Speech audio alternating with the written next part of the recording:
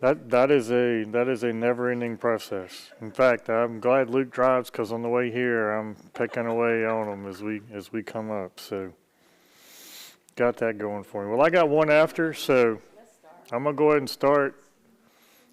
Uh, Try not to take any of Miss Susie's choir time tonight. So I know their precious time getting ready for Christmas, since it's already October the 5th.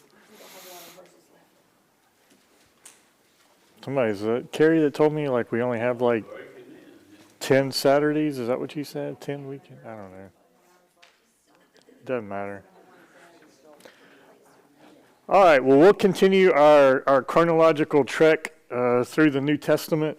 We did Colossians last week. Now, I mean, to be perfectly honest, I don't know that Colossians was written before Philemon. We do know that they were delivered to the church in Colossae at the same time. So the same individual, that they were delivered at the same time, and so we deal with them. Normally I would deal with them together, but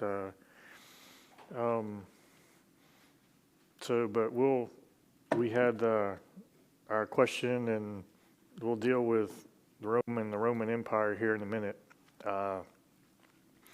And then, as I mentioned this morning, you can't really deal with Philemon without dealing with the issue of slavery in that context, and so we'll have to do a little excursus on slavery in the ancient world.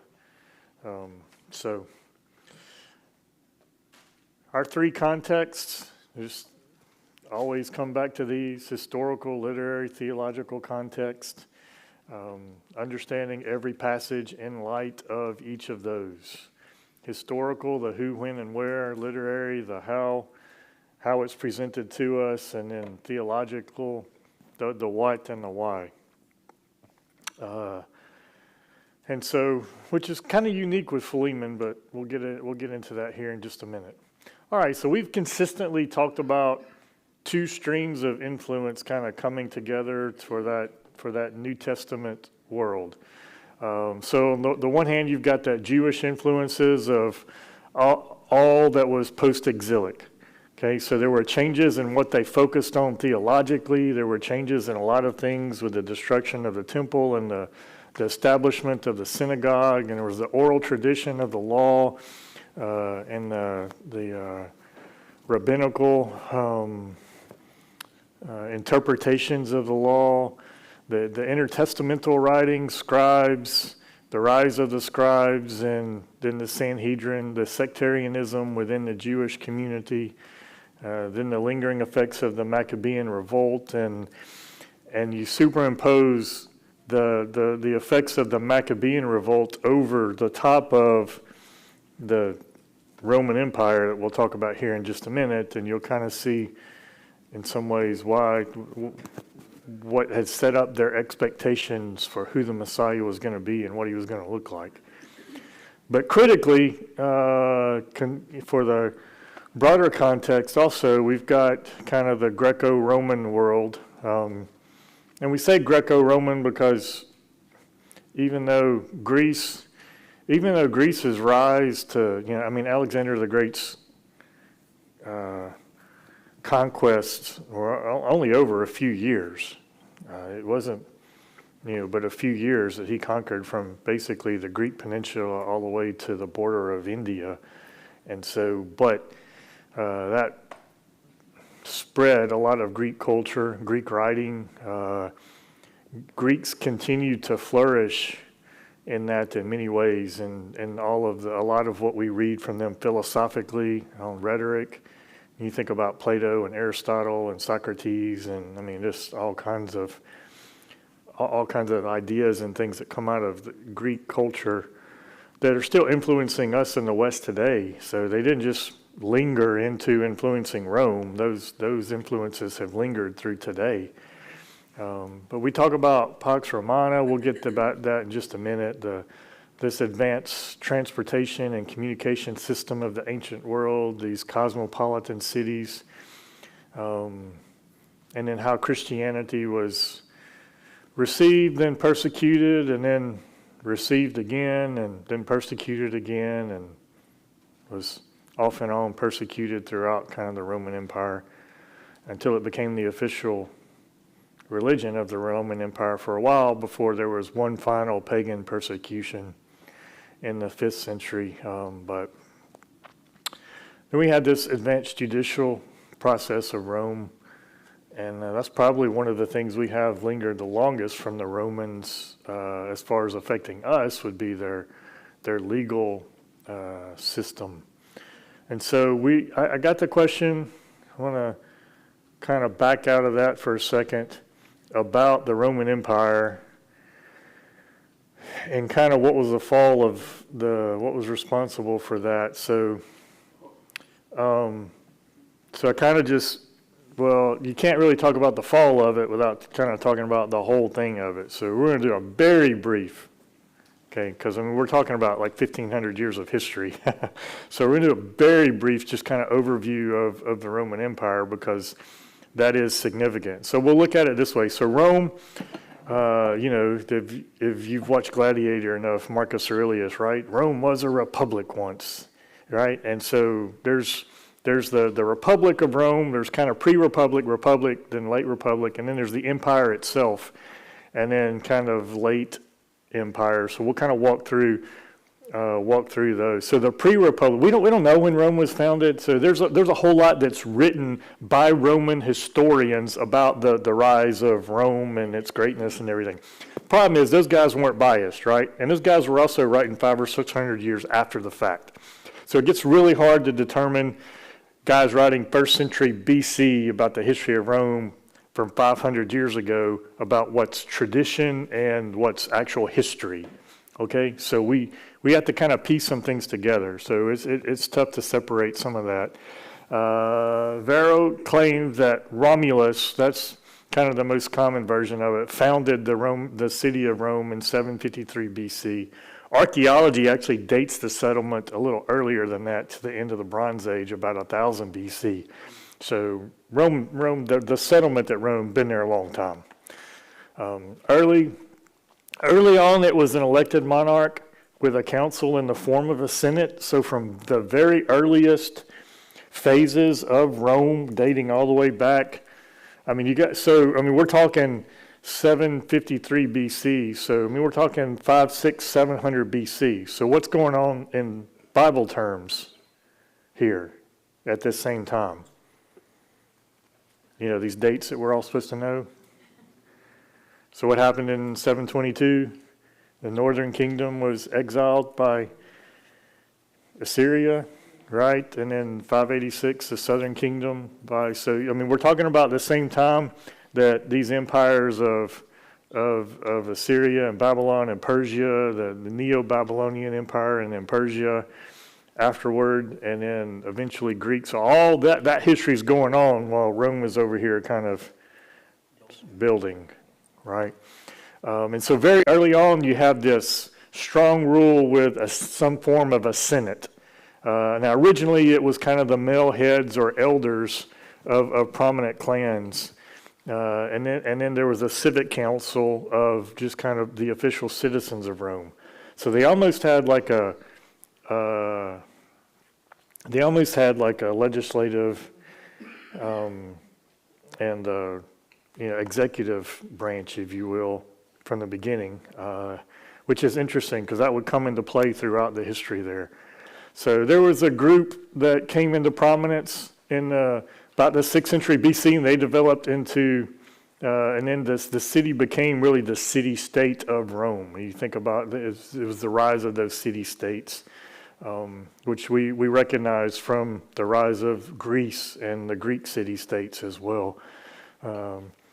There was the expulsion of the king in 510 BC, and this monarchy was ended by an aristocratic group. It was originally kind of an oligarchy, but they set up the republic, and that's essentially what happened.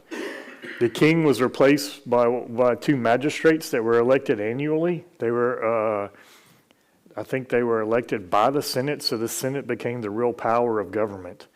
And so for a long time, for about, what was that, 500 years, Yeah, from 510 BC till about 31 BC. And it was, this is how Rome existed. It was a republic.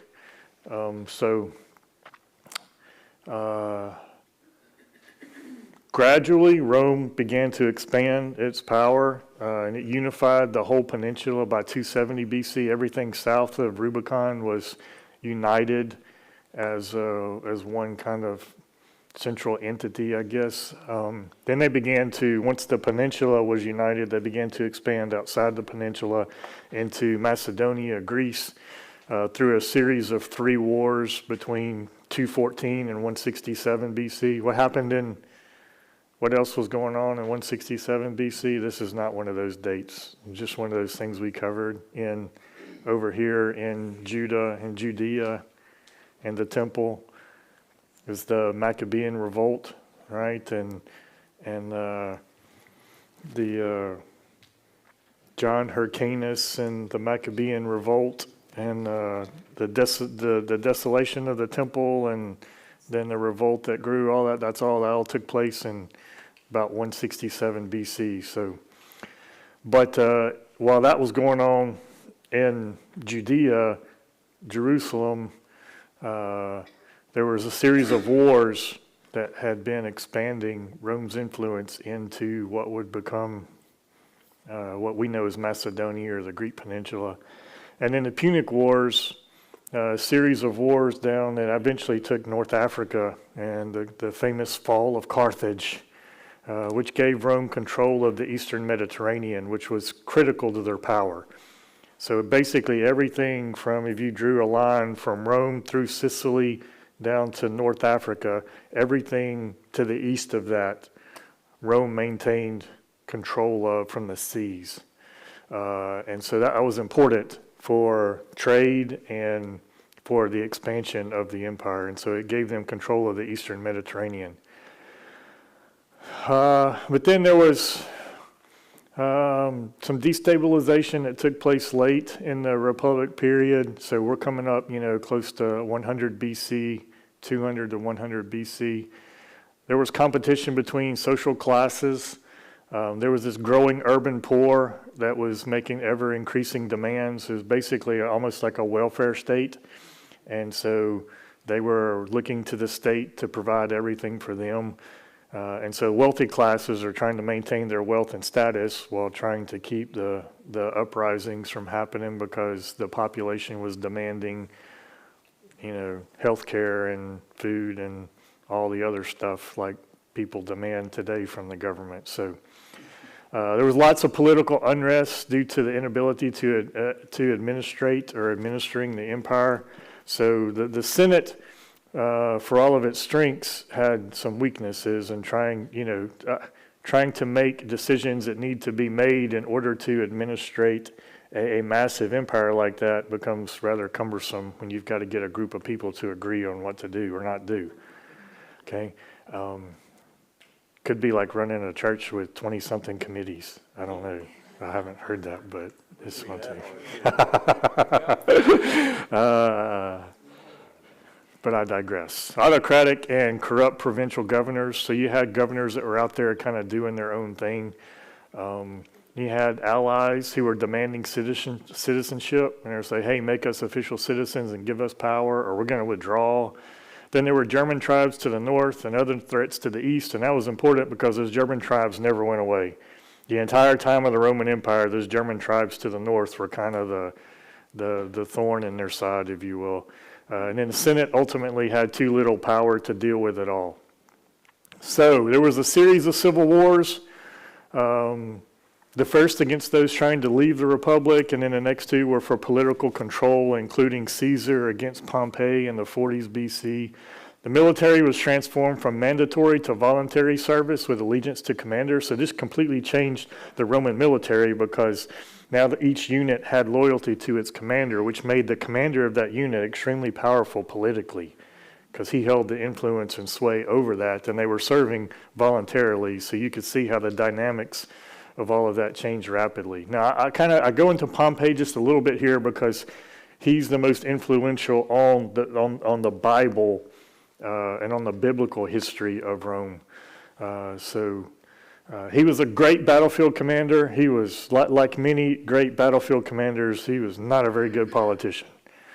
And so multiple times he tried to step aside from the military career and take up politics. This really was his desire all along, but it just didn't work out for him.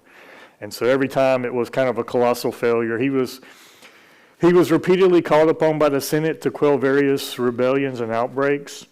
First of those, some of those to the west, and wound up going all the way into Spain to quell some rebellions out there. Came back, tried to do the politics thing for a little while, didn't go well. But then all of a sudden piracy started becoming an issue in the Eastern Mediterranean.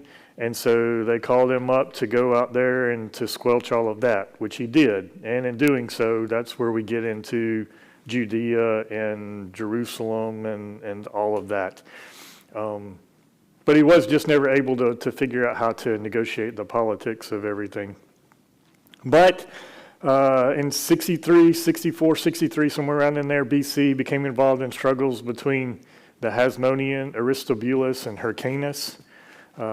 He took Aristobulus captive, captured all of Judea. He placed Judea under Syrian control to pay taxes back to Rome, and then rebuilt many of the cities in the region, including those of the Decapolis. So he had a huge influence on the entire region. And so when we think about Rome having control of that whole area of the Middle East, it was because of Pompey's exploits during this time. And so eventually what happened was you kind of had this loose, they called it a loose and uneasy alliance, but this loose alliance between these three. One of the three died. That left Caesar and Pompey. And eventually, basically, Caesar was growing in popularity and strength. Pompey was fading. Then the Senate aligned itself behind Pompey, but then Caesar crossed the Rubicon, invaded with his army, and took control of everything. And Pompey eventually fled, but then was finally defeated in 48 BC. So Caesar had control. And then there was the transition to the empire, because there was the whole fighting of, Julius Caesar with Octavian and Mark Antony and all of that. But eventually, Octavian defeated Mark Antony at the Battle of Actium in 31. And Octavian restored the outward forms of the republic, but he gave himself the title of first citizen, or the name Augustus. So we have Caesar Augustus. And although it had the appearance of a republic, it was a token senate. They didn't have any real power. All of the real power was vested with him. And it was interesting. It's fascinating how it's set up, because it looked like the republic, but again, he held most of the power. It shared some, so he allowed the Senate to have control over the government, the administration of the government. So in other words, he would kind of tell them what to do, but then he allowed the Senate to have control over actually doing it. The Senate created laws. They became the judicial, so the Senate kind of became the Supreme Court and the Senate, if you will. And then they were allowed to rule the provinces without military power, and those were mainly in Africa and Asia. But Augustus controlled all of the places that had military power. He appointed governors. He revoked the path, or he reworked the whole path to how you became a senator. So to become a senator, you kind of had to work through his, so you see how he had control of everything. And then he reformed the tax system, which helped to build up the wealth of the empire. So Rome continued to grow and was the administrative center. It was said that Rome grew to about a million residents during this time, which is large even by, think about, there's not a city in Alabama that's a million. I don't know. You'd have to get like the top 6 or 7 cities in Alabama before you get to that figure. So, like back then, that was enormous. And then there were 4 or 5 other cities in the empire that scholars estimate were between 400 and 600,000 each. If you think about Antioch in Syria and Carthage and Alexandria, both in North Africa, that those cities probably had close to 500,000 in them. So When we talk about the power of the Roman Empire, I mean, we are talking about something that was unprecedented at this time in all of history. When we begin to think about those kinds of cities and that kind of influence. Most of what we think of as the legacy of Rome came from the period of the empire. Okay, so when we talk about Pax Romana, when we talk about the roads, when we talk about the communication system, when we talk about the relative stability of the empire, we're really talking about that period from about 31 BC until about 200, 250 AD. That was the real, the high point, the thrust of what we think about as the Roman Empire. Okay, and you see, I mean, you think about from Scotland all the way to almost to the source of the Nile, north to south, right? I mean, you think about that. And then from the Euphrates all the way to the Atlantic and Portugal and Spain. I mean, just massive. And basically the Mediterranean was, I think it was referred to, they had I don't know, I don't speak Italian, don't even try to, but they had some phrase that referred to the Mediterranean as the Lake of Rome or something like that. Because it was, they possessed all of it. So, but you can imagine with that came some difficulties. Can you imagine even trying to manage that today? That much space and everything with, they were spread really thin, and so they fared really well for about 200 years, and then that kind of began to be a problem. So this is the ancient city today. If you go there, I say today, that was it 20 something years ago when I was there, but some of the, I mean, you can see the people down there, down toward the bottom, to give you some idea of the scale. I mean, it must have truly been like somebody going into that place.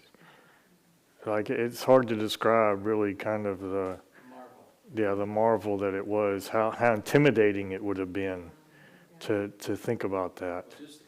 So, yeah.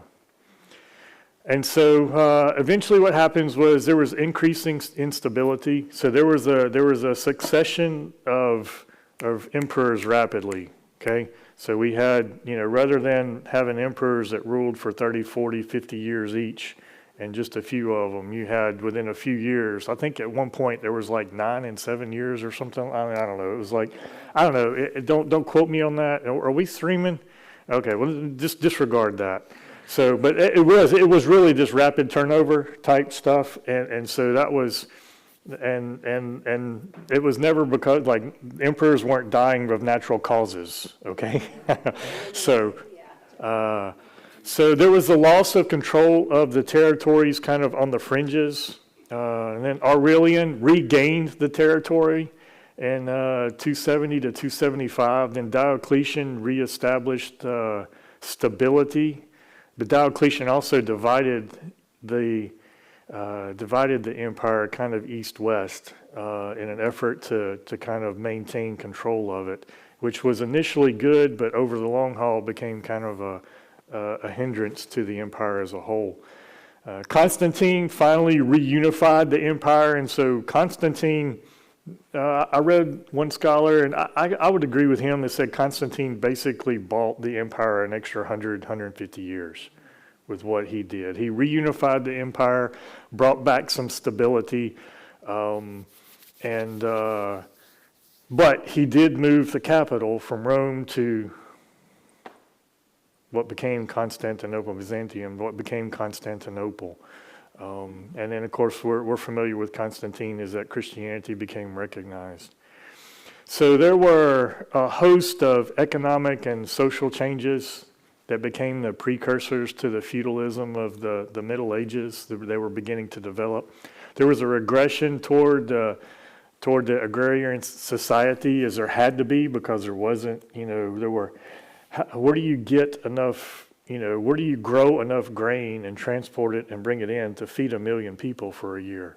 right? And so if you just think about it, there was I think that they like reached the peak of what they were able to do, but they weren't able to sustain it. And so it was necessarily people had to retreat back from those cities into the country to go back to growing food and sustaining themselves.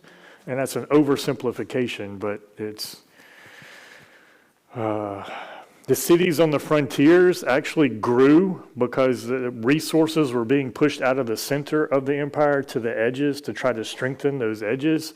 So those cities around the edges actually grew until they, just succumbed to all the various battles and everything. Then there was an ever-increasing bureaucracy, and I spared you all of the politics that went on for a couple of hundred years there of the constant jockeying for power and all of that kind of stuff. Diocletian's division of the empire east-west, I've already mentioned. There was the incursion of various groups. So the Huns, Attila the Hun was over there pushing a bunch of people, and those people were flooding in, and so they had a bunch of refugees that didn't assimilate very well. Again, they joined those who were demanding that the government provide them all of this stuff, and so truth is, there was probably some blame to go around on both sides. There was eventual incursion by Attila and the Huns, pretty much all the way right up to Rome itself at one point. The western portion was overrun by Germanic tribes, the Visigoths in the 5th century, then the Vandals in North Africa. There was the fall of Rome itself to the Visigoths in 410, and then again the Vandals plundered it in 455. And kind of the deposition of Romulus Augustulus in 476 kind of sealed. That's kind of the date that we see. That's kind of the final nail in the coffin of Rome, at least for the Western standpoint. Now, Constantinople continued to be significant for a long time, for almost another 1,000 years until it fell in 1453. The interesting thing about that is what happened as a result of that. Constantinople fell, and then what happened? So that's what spurred on the Renaissance. As all of those scholars from Constantinople fled into Europe and into Western Europe, they brought all of these ancient writings. They brought Greek. They brought the Greek manuscripts. They brought all of this stuff with them to academia in the West, and that's what basically spurred the Renaissance. Was whenever they fled out of Constantinople, which is interesting sidebar. But so the short answer to why Rome fell was economic struggles. So think about the cost to maintain such an army and to fight across such an expanse. So war is good for the economy for a time, but it's not sustainable over the long haul, right? And so there was a labor shortage and an over-reliance on slave labor. Again, think about just the logistics of trying to maintain just the army itself spread across the entire empire and all of the supplies and logistics and everything for that, let alone, like I said, these cities that had hundreds of thousands of people that all had to eat and everything. And so overextension of the empire, obviously. There were power struggles and rapid succession of emperors that we talked about. There was a gradual degradation of both the ideal and the fear that came with Rome, right? I mean, so in the 1st century, you said Rome and people just cowered. Okay, well, by the 3rd people, you said Rome and people went, so there was an administrative bureaucracy. I mean, in some ways, they defeated themselves by becoming almost a bureaucratic state and trying to get anything done to accomplish anything in a bureaucratic state is, next to impossible. And then there's persistent attacks on the fringes of the empire with eventual defeats. So there was the Germanic tribes in the north there Marcus Aurelius in 165, early to, I guess, mid to late 2nd century. I mean, he's fighting them up there already, and they continue to fight through the 3rd century, through the 4th century, and finally in the 5th century, those Germanic tribes started to have some success around the fringes there, and it was those who eventually made their way into Rome, and the Visigoths and defeated Rome. So Then you had the Huns and others, again, the Vandals from North Africa and the South. So you had this massive empire, and it was constantly being poked and probed and prodded and everything. And then eventually, a little incursion here, a little victory there, and all of a sudden the whole thing just kind of starts to crumble a little bit. So there's no, it's so that and I wanted to take the time to do that just because, number one, just the Roman Empire factors so largely in all of the New Testament and what's going on there. And if you really, hopefully we get into church history at some point down the road as we kind of, I'd like to at least kind of do some of that as we get post-apostolic into, the church fathers, and we transition the church from those who were understudies of the apostles to those who were the pastors and preachers and teachers of the word. We transition from word of mouth to the written word. And so we see all of that taking place into the 3rd century, and then the Constantine's and all that went on there. So you cannot talk about the first 300 years of the church without talking about Rome constantly, because that's the context into which the church was birthed, grown, and then eventually taken to the rest of the world. So I wanted to take a few minutes to do that, but the short answer is there's not a short answer to how Rome fell. There's no one event, there's no one defeat. It was just gradual over time, kind of based on all of these. So there's some of the things I looked at for that, but if you're interested in that. So here we are back here. So did that answer the question? Oh, yeah. All right, so remember our epistles, they're a form of ancient letter. Any questions on that? Not that I am the Roman historian by any stretch, but that was just a really, really, really fast Roman history in like 10 minutes. They tried to control all that without phones or, mass transportation like we have today and communication like we have today, and it must have been a nightmare. Yeah. They must have had to have a strong thumb on. Yeah, it relied really heavily on these kind of appointed governors, which kind of gives you some insight into, when you come down to Pilate and what was going on there with the uprising and the repeated uprisings of Rome wasn't interested in dealing with Jerusalem a whole lot. So their patience was Very thin. pretty thin with this, dirty, dusty kind of, outpost on the far fringes over there. Although it was noticeably, but it was important enough that they weren't just going to let it go. I mean, it was significant enough, strategically, because it's the land bridge between North Africa and Asia and Europe. So, I mean, it's strategically, you can't just, if you're going to maintain any control in that part of the world, that little strip of land right there is one of the most important in the region. So, Here did they give us the Palestine name?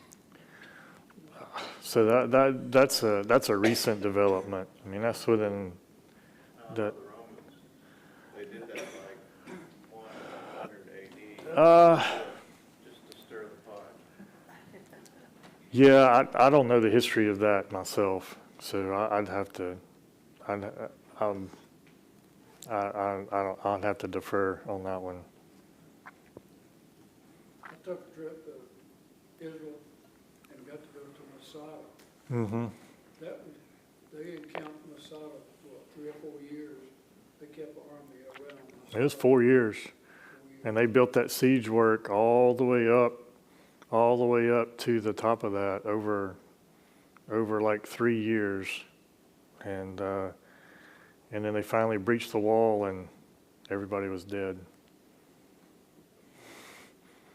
They spent 4 years laying siege to it and finally got in, and the remaining holdouts had committed suicide, the Jews there.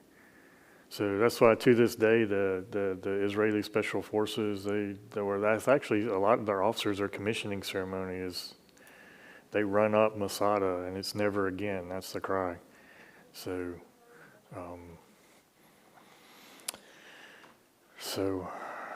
yeah, it's Masada's a pretty incredible sight to see for sure. And you can look down from the top of it and you can still see kind of the layout of where the Roman camp was down below it down there. So Part of their PT test running up that mountain, that was. I wanted to go up it, but they wouldn't let me last time. Cause I had already seen everything at the top, and I was like, I want to go up it. Logan and I wanted to run up it, but they wouldn't. They wanted us to stay together. And I'm like, I've already seen all the stuff up there. I mean, it's cool, but I'd much rather run up the hill so I could say I did it. Only a Marine would want to run up. Yeah, well, you know. But part of it was that was Logan's kind of 18th birthday, kind of, you know, his big trip, and so it would have been cool to be able to do that. But maybe next time. Francis Schaeffer, his How Should We Then Live, the first episode, you can pull it up on YouTube, but it also talks about the Roman age and the fall of Rome and stuff like that. It's also Yeah, Francis Schaeffer's How Then Shall We Live? How Should We Then Live? So I think it's actually a book, isn't it? It's a book, but then they have videos that are online. They're kind of public domain. I think they're on YouTube. They're out there. You can watch them. But the very first one, he covers a lot of, because again, just if you're going to deal with what's going on in the West, and you can't get away from an understanding of Rome and the Roman Empire kind of being the soil out of which so much of that kind of came up. So, all right. So back to epistles. This is review, but they were the key word to there is they're occasional, they're situational, and certainly with Philemon is very occasional. So there are some structures, but Paul didn't always adhere strictly.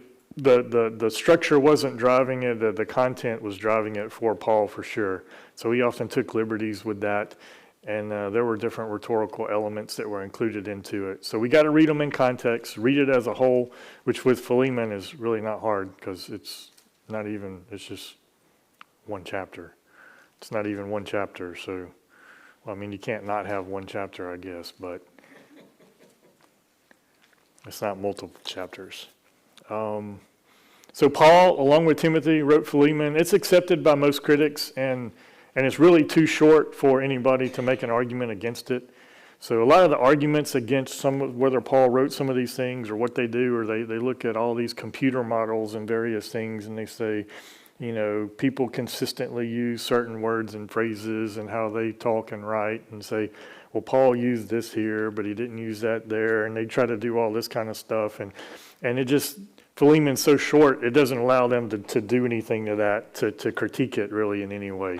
And so, but it's also so specific in what it addresses and how it addresses it and everything that it's really difficult to make an argument against Paul writing it when he did. So consider one of his prison epistles. Remember Ephesians, Philemon, Colossians, and Philippians. Those are the four that are generally considered that. He wrote those while he was in prison, and we generally accept that as his Roman imprisonment. Now, Philemon and Colossians, we've mentioned, they're both extremely closely tied to one another, both in the circumstances surrounding it and personally, as Paul references the same people in both of those letters.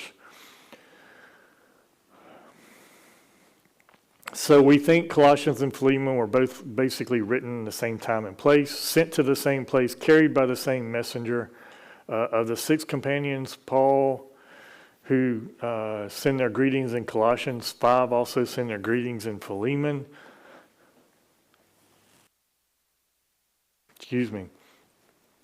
Archippus is mentioned in both. Onesimus evidently reaches his destination at the same time as both letters. So Paul, this is review, so I'm going to skim through this pretty quickly. Y'all know kind of who Paul is at this point, and every once in a while I'll take a little time to go into that, but I did that last time. So probably written about 60 to 62 AD, give or take a little bit. Paul wrote from prison in verse 1.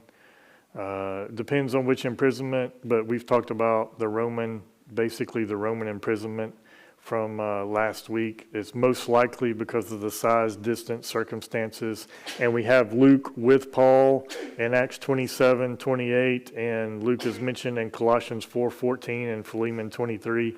So, but there's no mention of Luke at Paul with Ephesus. So all of that points to, we think Paul wrote it from Roman prison in about 60 to 62.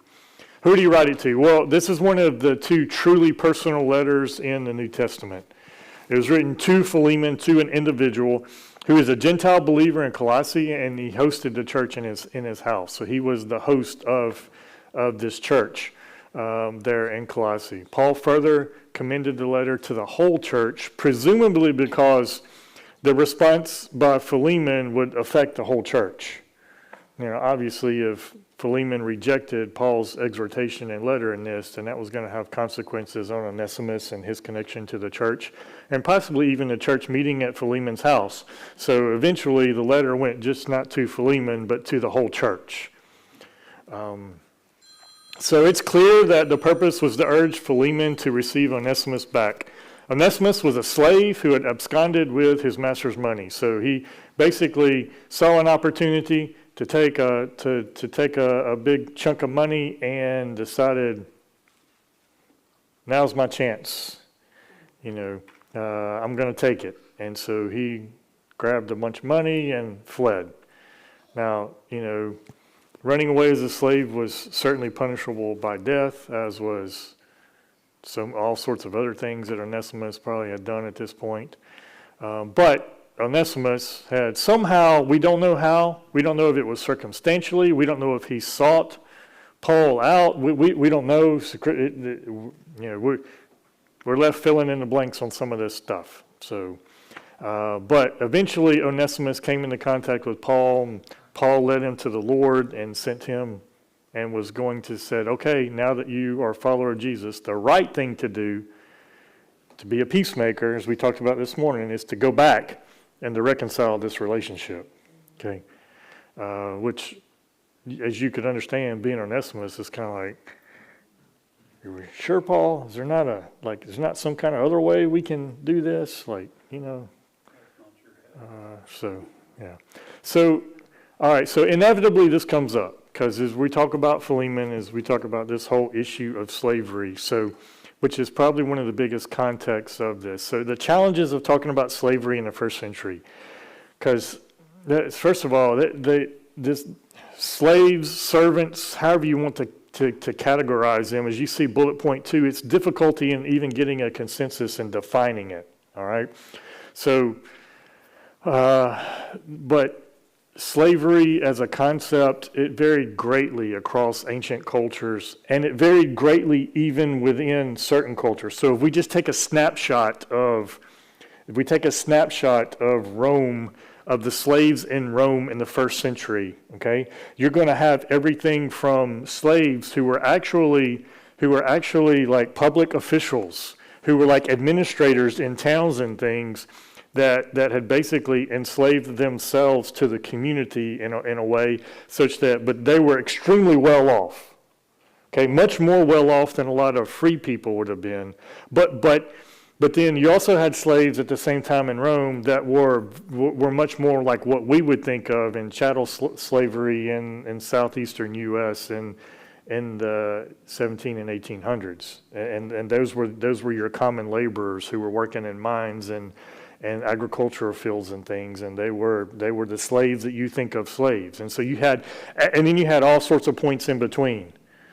Okay, and so trying to categorize it, well, so it is, you know, it is fair to say that slavery in the first century was drastically different from our concept of slavery in the antebellum South, which is what I have up there, right? It was drastically different. But to go and to say that it was better, it would depend on your individual slave experience in that, okay? And so it becomes very difficult to talk about and to make comparisons. So there's a lot of challenges with it. Unlike modern slavery, it was not based on race at all. Racism and slavery do not necessarily go together, and neither of the two series serves as an exclusive explanation for the other's existence. So it had almost nothing to do with race back then. Further, there is very little in ancient histories about the experience from the slave's perspective. And so what we have written are from historians who knew of themselves, who would describe slavery but had not experienced slavery in that regard, okay? So, and I don't think, I mean, we're not talking about standpoint epistemology here where your experience dictates truth. We're just talking about the common experience of people in that culture. So there's even a disagreement on many of the aspects that I've talked about so it becomes frustrating because you read one, I mean, I don't have time to show you, but you can read one history, and I look for certain publishers and certain folks who are writing certain things that I trust, and you read one and he says this, and you read the other and he says the exact opposite when it comes to the issue of slaves, and particularly in the Roman context in the first century. And so it can become a very frustrating. But so slaves in ancient Greece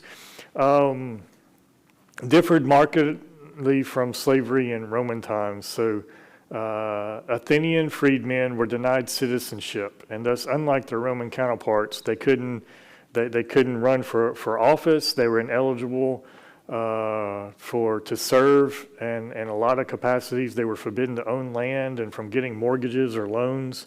Their children remained non-citizens, and so the term Greco-Roman slavery is really problematic because the variance in how slaves were treated in Greece versus how they were treated in Rome, there was a wide gap there. In the Roman world, there was an integral part of nearly every aspect of life. Now, I think that second bullet point is a little high, but some high estimates that 80+% of people in Rome and the peninsula of Italy were slaves or of slave origin, those who had been slaves at one time and were freed.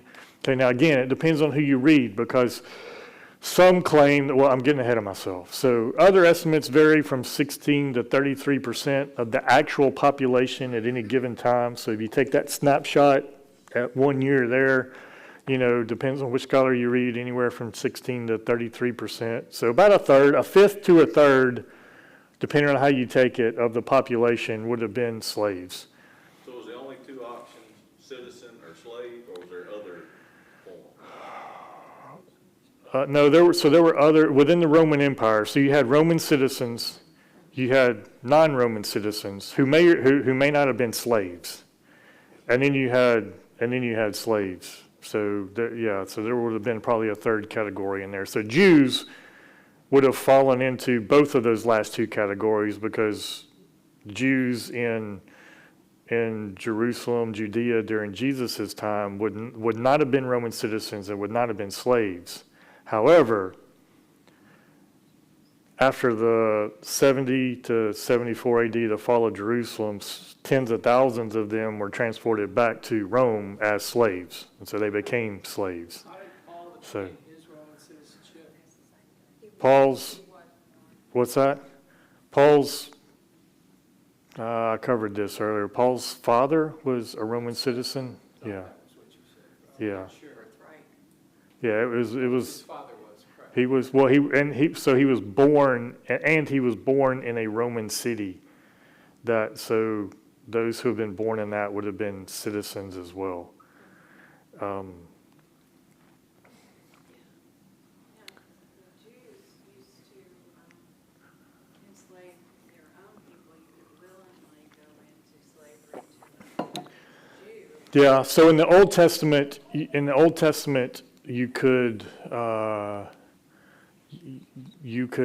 sell yourself into slavery to another Jew, which had to end at every 7 years. After 7 years, that was the maximum time. And so it was really more like an indentured servant. And then there were those who would willingly say, hey, I like this master, he treats me well. I'd rather live under his protection and provision for the rest of my life. And then they could go through the ceremony and they would do the thing, nail your ear to the doorpost, and you would become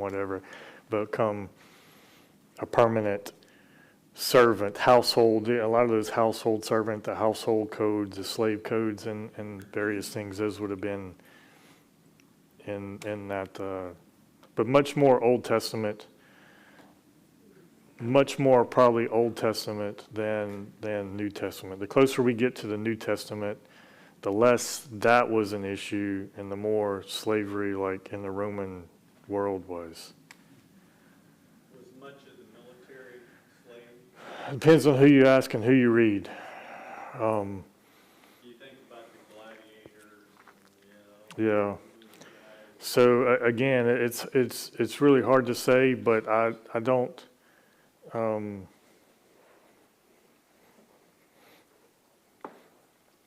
I don't know that there weren't those who enlisted to avoid becoming slaves, but again, I've read different accounts of what that looked like.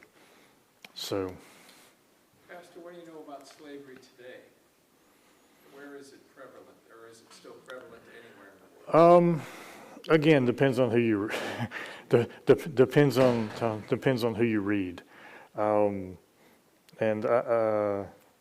I mean there were countries in the world where slavery was still legal into the 80s.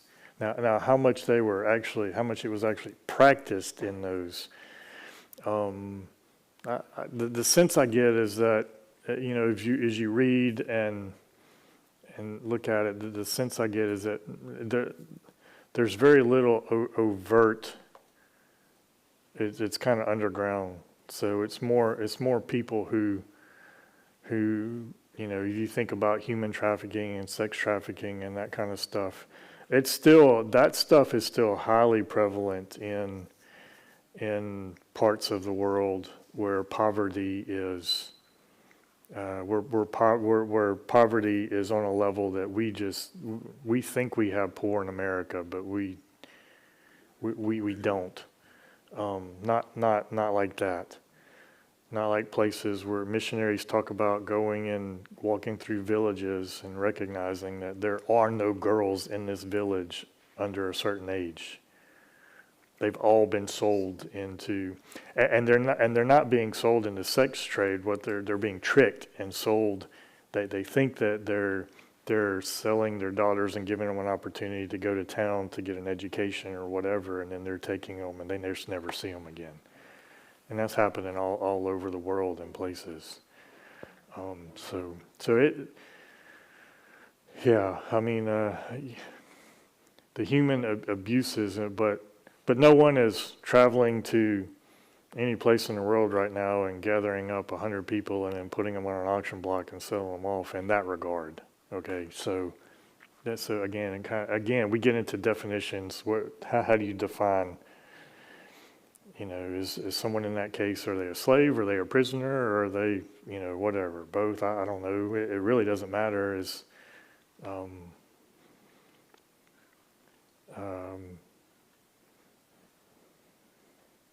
Yeah, I don't know if I answered your question or not, but now if you change kind of in the Roman world from slavery, from the Greek world, slaves had many rights according to Roman law. They could worship, they could marry, but the children would become property of the masters. They could save money and purchase their freedom. They could start businesses. Many of them who did purchase their freedom would go into business with their former owner, master.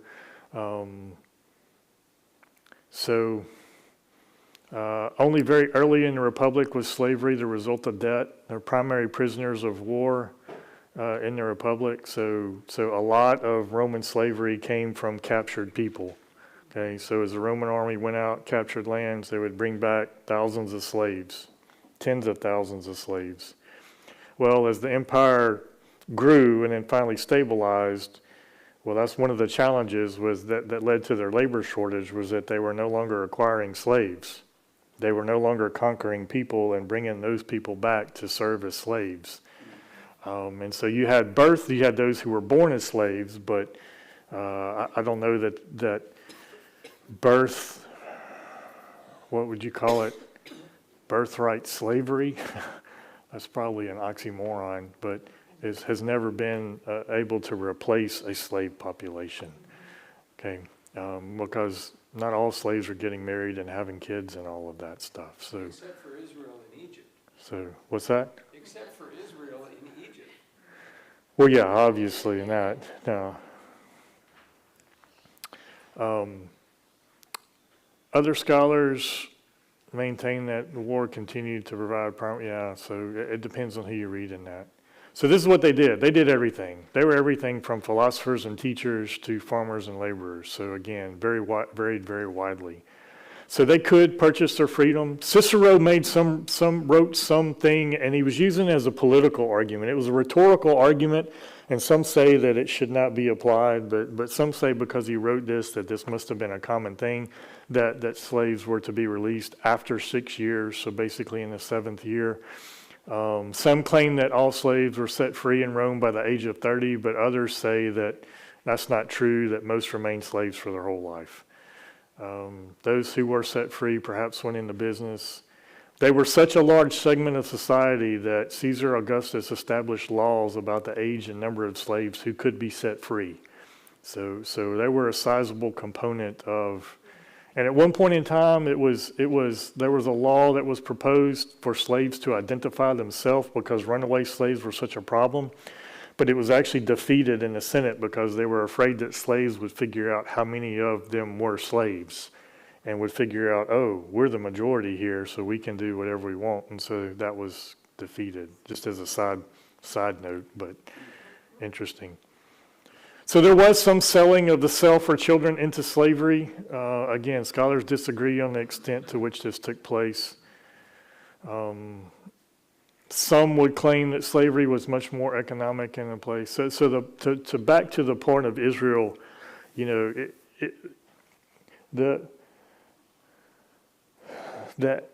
was an economic issue there, and so to sell yourself into servitude to somebody was kind of that welfare lifeline of, hey, I'm bankrupt and I've got no way to provide for myself and my family, and so that was that system kind of welfare. Well, you can go and you can work your way back up, and then with the year of Jubilee, everything resets and you regain your land and your family because God did not want permanent classes in his people, right?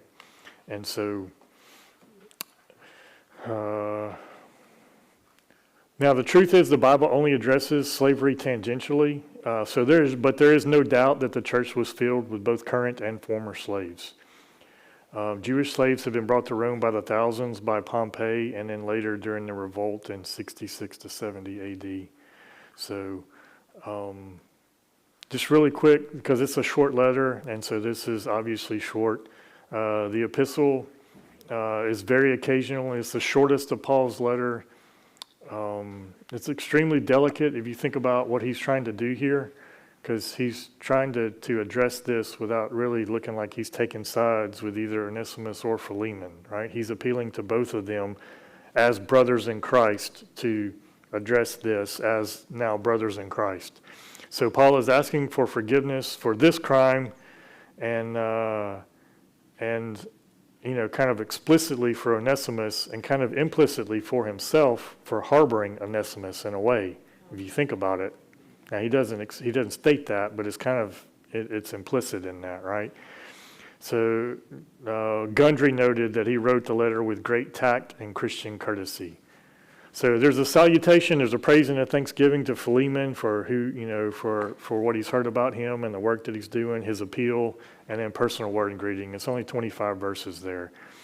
In the theological context is the heart of it's right here. I appeal to you instead on the basis of love. I, Paul, as an elderly man and now also a prisoner of Christ Jesus, appeal to you for my son Onesimus. The themes of the gospel reconciles people to one another, Jew and Gentile, master, slave, even runaway slave, and making them all brothers. So Paul's just a reminder that, hey, like in this world you might be master, slave, but in God's eyes you're brothers. Okay, so you need to keep that in mind there. Paul appeals to the gospel, to Philemon's conversion through Paul, to the way the gospel had worked in Philemon's life, to gospel love, and now to their partnership in the gospel and how all of this has worked out for the gospel. So it's kind of a central theme there. Spiritual conversion / debt, the effects of spiritual conversion in a relationship and the effects on those with physical debt / finances. So read the whole letter. Don't get distracted by our view of slavery. Kind of read with Colossians to help give some context and consider Onesimus' predicament and Paul's plea in the solution whenever we're dealing with that. And Fee and Stewart said this, I thought this was helpful. This semi-private letter is in our Bibles because the truth of the gospel lies not only in its history and the theological interpretation of that history, it is also anecdotal. God's story has been told 1,000,000 times over in stories like this one. So it's an important reminder that the story of the gospel doesn't just remain up here at 30,000 feet. It comes down here and meets us at the ground level where we live and interact with one another in relationships. So, and that's it, Philemon. Almost. I went a little long, but that was a lot of ground to cover in an hour and 5 minutes. So, questions? That was a lot more history than normal. Normally, I try to stick more to the book. But I know that was a lot more historically. It tipped that way, but hopefully, it was helpful. It's never ceased to amaze me how the more you understand history, the more the Bible seems to come alive in its interaction with that history, and you can't get away from it. Pastor, any indication that Paul was successful in his plea? Seems to be, because the natural assumption is that if it wasn't successful, we wouldn't have the letter. It would not have made it to us. Oh, okay. So, I think that's a safe assumption that if Philemon read the letter and got mad and tore it up, then we wouldn't have, we wouldn't have it. But we do have it, which means it probably got read to the church. It probably made its way from Philemon to the church at large, and so the assumption is that it was a successful encounter. So, good question. Others? All right. Well, let's stand and we'll sing He is Lord. We'll start to warm up. He is Lord. He is Lord. He is risen from the dead and He is Lord. Every knee shall bow, every tongue confess that Jesus